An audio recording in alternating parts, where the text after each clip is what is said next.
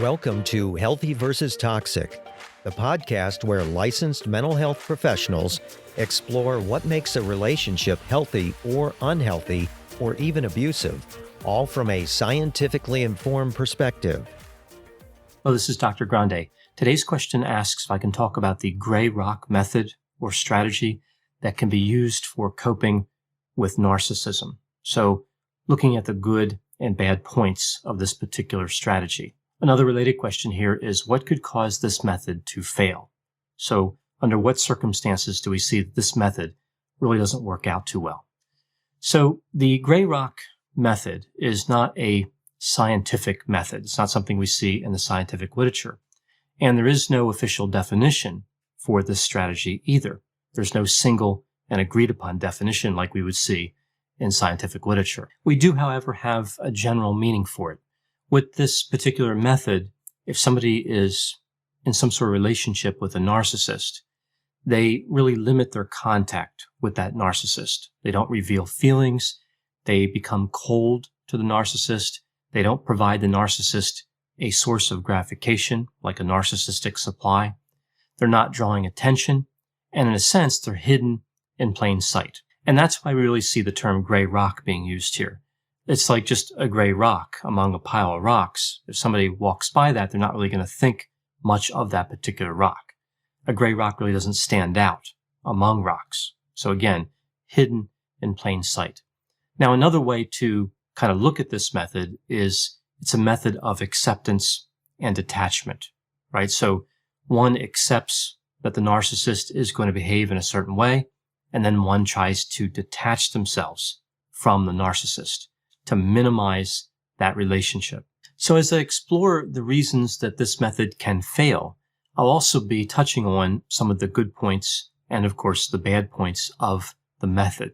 So those points are more or less encompassed in this description about the reasons the method can fail. So I'm going to refer to the gray rock method as the detachment strategy. I think that's the simplest way to kind of conceptualize this particular technique. Now, one reason that this detachment strategy can fail is because of a power differential. And this is not only in work settings, but also in romantic relationships. Somebody may have more power in that relationship, and it's really just hard to overcome with any behavioral technique, right? So sometimes there's really nothing someone can do if another person who is narcissistic has a great deal of power over them. So this detachment strategy, when it is successful, tends to work when two people are at about the same power level, right? That's the best opportunity to see a positive outcome from that strategy. Now, another reason it can fail has to do with the application of the detachment strategy itself. Detachment seems fairly clear, right? Don't react emotionally, don't reveal personal information, minimize interactions to what is necessary to accomplish goals. But detaching for most people is actually pretty hard to do because it runs against the innate desire to socialize, including the desire to reciprocate in a relationship. For example, if somebody thanks you for helping them with a task at work, it's very tempting and quite natural to tell them you're welcome or to thank them for something that they did for you. It just seems polite. It's part of the exchange we see in everyday communication. Some types of communication are almost reflexive. We say them without really thinking about it, essentially automatic. With this in mind, other than the power differential I talked about before, there are two main reasons I think that the detachment method could fail sometimes. Now, I'm thinking here about a work context, like the narcissist is a colleague or maybe a supervisor at work. However, this could also apply to other social environments and situations, like romantic relationships. So here's the first reason. When somebody becomes unresponsive to a narcissist, when they cut the narcissist off, when they detach, the narcissist no longer has the relationship as a source of gratification. Again, the narcissistic supply has been removed. The narcissist also loses the ability to gain new information about the victim's weaknesses. And this is a key advantage of this accept and detach method. It doesn't supply the narcissist with weakness-related information about limitations that can be used against the victim. But here's the problem. Even though it's intuitive to not supply the narcissist with information about weaknesses, it's not unusual to still talk about strengths. Part of this can just be, again, the normal back and forth of conversations where people talk about different preferences they have. They talk about things they believe that they're good at, like abilities and skills. It can also be something that's almost unconscious in the sense that the narcissist is bragging about themselves all the time, so it can be tempting to want to say something positive about oneself. The narcissist is talking about what they do well. They're allowed to talk about their strengths. Why aren't other people allowed to talk about their strengths? I think that's how a lot of people look at this. There's a sense that if you don't talk about what you do well, the narcissist gets further ahead. They create more distance between you and them. So essentially, talking about strengths is just a matter of defending one's position in an organization, a relationship, or another social structure. The challenge here, of course, is that the narcissist can use this information against a person as well. Narcissists have the ability to weaponize any personal information. The information doesn't have to be inherently damaging or negative. It can actually be positive and strength-based. The narcissist distorts facts. They distort information to get what they want. They use any type of information to manipulate. So let's take a look at an example here. So I'll use this person A, person B language that I often use in my videos to describe examples. Let's say that person A is a narcissist and person B works with person A for a company that remodels homes. So just to keep this example clear, and I'll use this same setup in the next example, person A is going to be a male and person B is going to be a female. Of course, that doesn't have to be the case. I'm just using these pronouns to keep the narrative more clear. So let's say out of frustration and out of an effort not to get further behind the narcissist, person B has talked about how she feels like she has skills to read people. So she can tell which customers are serious buyers and which customers are not. Not an incredibly unusual skill in many business settings. It would not be unusual to mention that if somebody had a good ability in that area, right? To be able to read people, to know when they're serious or not. So essentially this skill here is being insightful. Again, knowing what somebody else is thinking. So person A and person B go to look at this house that a customer may want remodeled. The customer says that they need to talk to one other person and then they can decide about having this work done or not. So person B says to the narcissist, I think this person is a fairly serious buyer. Again, not an unusual statement in this type of situation. It's not unusual when people are trying to sell other people a service or a product that they're going to guess about how serious that buyer really is. Now, the narcissist knows that person B's prediction could be incorrect, and he starts planning and working on the job before the customer commits. For example, he may go to a local home improvement store and look at a few different items there. He may go online and look at different prices for material that would be necessary for the job. So he expends energy, or he pretends that he is expending energy based on the prediction of person B. In this scenario, the narcissist wins no matter what happens. If the customer contacts the company the next day and says, yes, let's go forward with the job, the narcissist is now more prepared.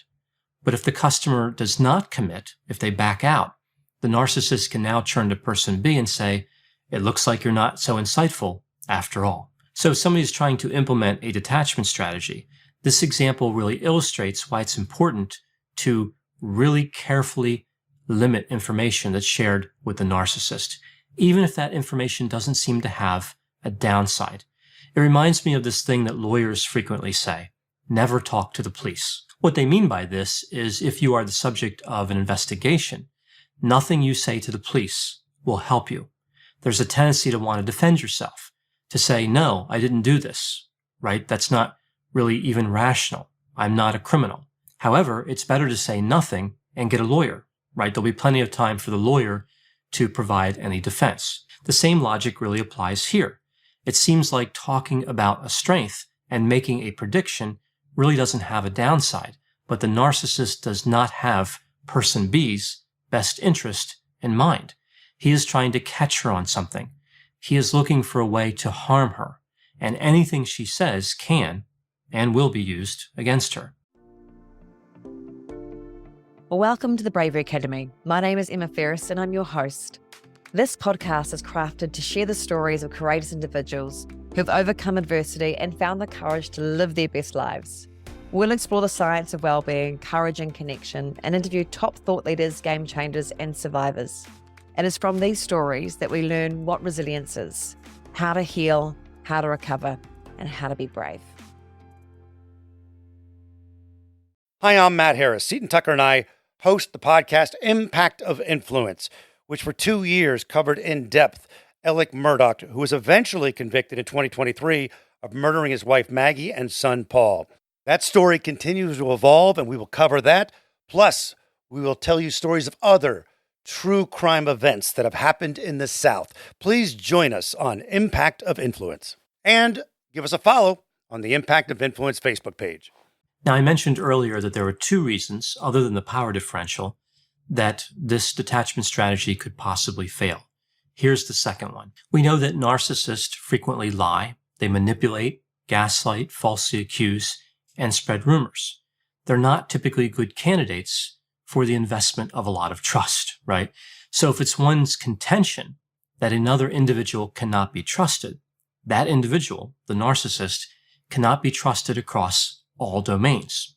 And this is another area where I think people don't properly exercise the detachment strategy. If the narcissist says something bad, something negative about another person, again, a false accusation, a rumor, trying to capitalize on a weakness, it's very clear to the victim that the information is not true. The victim is going to know that they should not believe those false statements. However, if the narcissist says something good about a person, that person is inclined to believe that statement. Again, it's just woven into people as part of learning to socialize.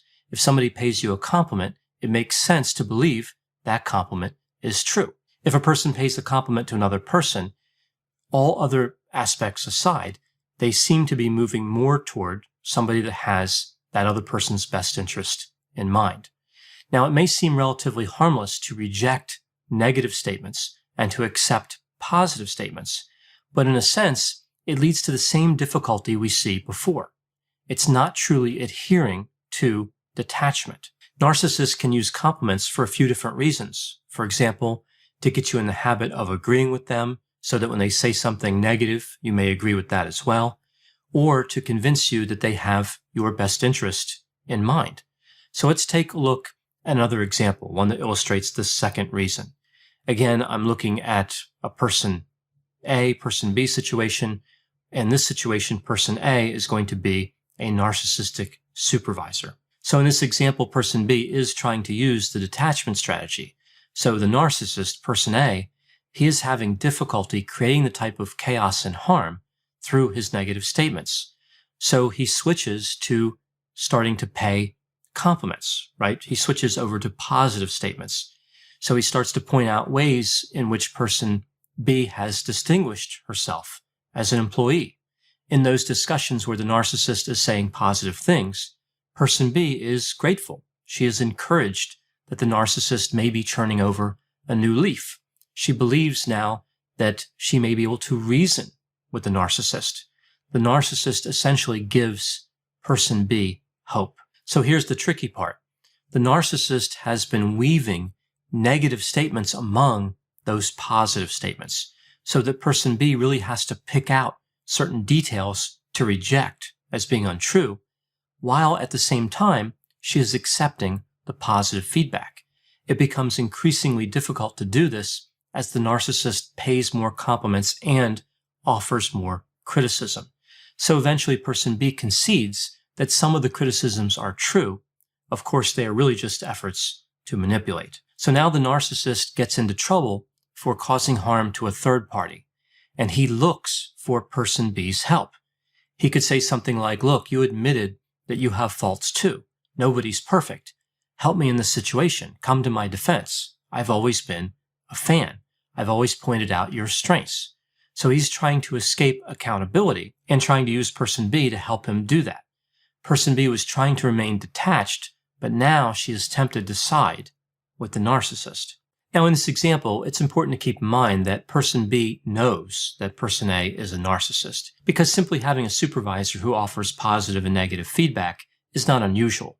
Many supervisors can do this in a genuine way and really help somebody to grow in an organization or grow in terms of their skill set.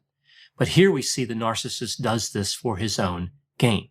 He really doesn't care about person B or about the third party. He cares about himself. He couldn't make headway with negativity, so he found a way to make progress with compliments. We see in this scenario that the narcissist strategy provides a defense against a third party who might look at his behavior and express concern. If person B does not come to his aid, the narcissist can say, look, whenever I pay a compliment to her, she seems to believe that I'm right about that. But whenever I say something negative about her, then she calls me a liar. She doesn't respond well to criticism. That's really what this is about. It's simply about her having her feelings hurt. So in a sense, he's just pulled off another clever manipulation. The defense here is to reject everything that the narcissist says, not so much to evaluate information as being true or untrue, but simply, again, to reject it. So essentially, to remain detached. So it's like collecting data and then never making an interpretation of those data. Yes, the narcissist is going to say whatever they're going to say. One really can't prevent them from producing data, but the victim of a narcissist doesn't have to assign value to that. They don't have to react to those data. So detachment is not about accusing the narcissist of lying. Detachment is about not making any statement. One is simply being indifferent to both praise and criticism. Now, of course, that statement, being indifferent to praise or criticism, is actually one of the symptom criteria for a personality disorder called schizoid personality disorder. An individual with this disorder doesn't really care if somebody says something nice or impolite. It doesn't matter either way. Interestingly, schizoid personality disorder is also described as being a disorder of unresponsiveness. Now, to somebody with this disorder, the indifference to praise and criticism comes without effort. But to a person without this disorder, and of course, most people who are dealing with a narcissist would not have this disorder, they really have to work to fail to respond when nice things are being said about them. It's much easier to reject negative feedback than it is to reject positive feedback. Now, it's interesting because this association to schizoid personality features is one of the criticisms I hear about the gray rock method. Some people will say, is it a good idea to mimic the symptoms of a personality disorder to deal with a narcissist? Well, with a personality disorder, the symptoms are constant. Someone using detachment strategy is only acting in that way in response to one person. It's not a way of life. It's not a way of thinking. It's not really a disturbance of personality. Another important distinction to draw here between something like detachment strategy and a disorder like schizoid personality disorder is that the indifference to praise or criticism is really just talking about one area, right? That's just one of the symptoms for the disorder.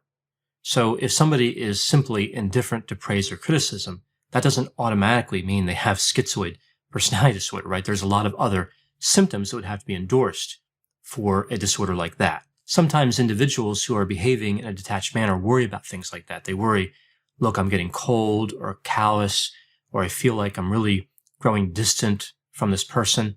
Well, with detachment strategy, that's really the point, right? That's really the idea of this strategy, is to essentially become distant from one person who is causing harm. It's a behavior that a person has control over, not necessarily something that's woven in to their personality. I understand the concern about the overlap in that one area, but again, the constructs are completely different. Now, it's also worth noting here that if someone is harmed by a narcissist, if they don't offer a defense, they sometimes exhibit symptoms of paranoid, dependent, or obsessive-compulsive personality disorders. So the stresses of being exposed to all of this narcissistic harm can have an effect that looks like a personality disorder. So at least with detachment strategy, one gets to choose their own behavior, right? It's a choice as opposed to a consequence. And I think that's a more empowering way to look at narcissism exposure and how somebody can react to it. So with that in mind, does that mean that detachment strategy is an incredibly successful strategy that everyone should use? No.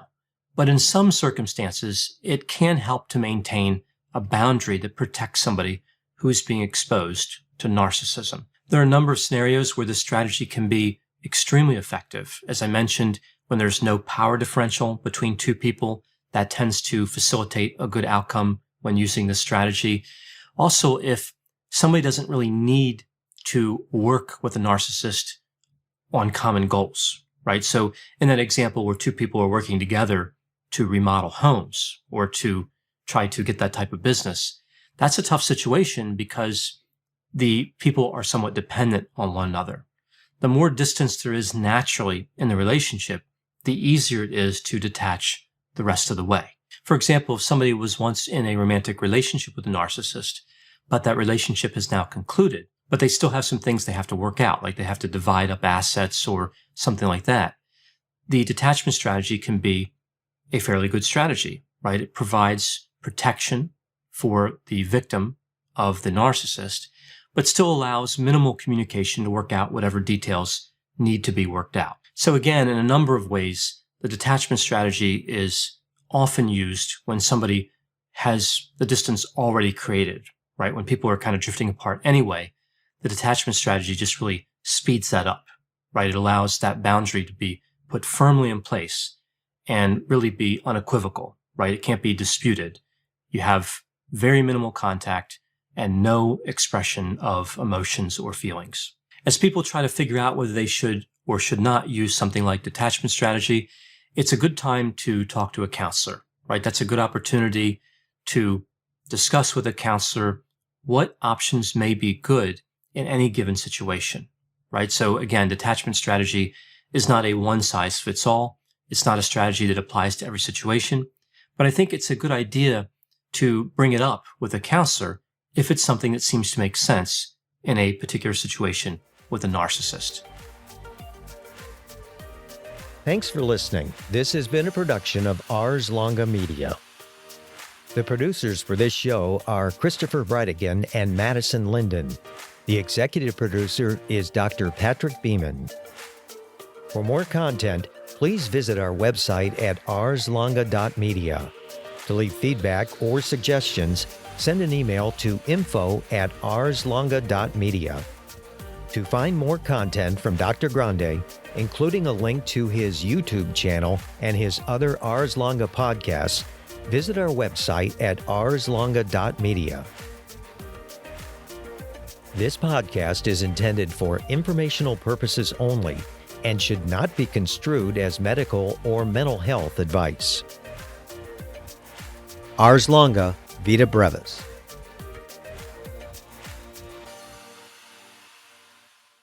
Hi there, I'm Heather Drago. And I'm Sarah Saunders. We host the podcast, That's a Hard No, about saying no and setting boundaries. So you can become that true and empowered you that this world needs. Saying no isn't just okay. It's the key to living an authentic, fulfilling life. I'm a licensed professional clinical counselor, so while this podcast is in no way a replacement for one-on-one therapy, I suppose I know what I'm talking about. I'd say so. We talk about learning to say no and set healthy boundaries and how it impacts mental health, physical health, relationships, parenthood, and more. Subscribe wherever you get your podcasts and visit our website, hardnopodcast.com. We're here to help you find your no and say it unapologetically. That's a hard no.